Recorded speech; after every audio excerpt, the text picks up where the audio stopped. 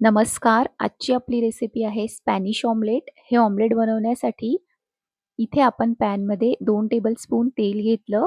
यात 2 मीडियम साइजचे कांदे असे लांब आणि पातळ कापून घालायचे आणि 2 बटाटे साल काढून असे कापून आपल्याला याच्यामध्ये घालायचे आहे आणि हा बटाटा आपल्याला शिजवून घ्यायचा.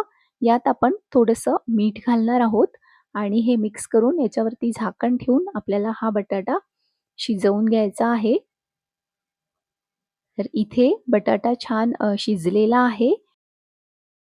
इथे आपण 4 अंडी घेतलेली आहेत. यात 1 टीस्पून मिरेपूड घालायची, चवीप्रमाणे मीठ घालायचं. हे छान असं फेटून घ्यायचं आणि यात शिजलेला बटाटा आणि कांदा घालायचा आणि परत हे असं छान मिक्स करून घ्यायचं.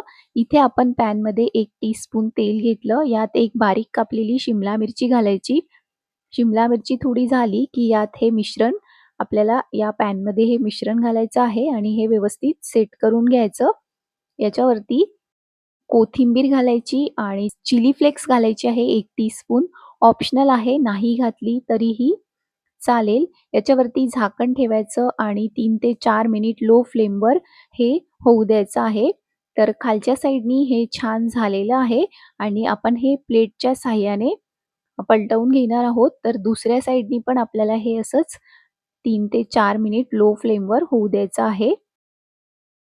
दोन्ही बाजूनी छान आपण हे होऊ दिलेलं आहे. तर इथे आपलं हे स्पॅनिश ऑमलेट तयार झालेलं आहे. सोपी आणि झटपट रेसिपी अजिबात नाही. हे बनवण्यासाठी आपल्याला 15 ते 20 मिनिट लागतात. चवीला खूप छान होतं हे स्पॅनिश ऑमलेट.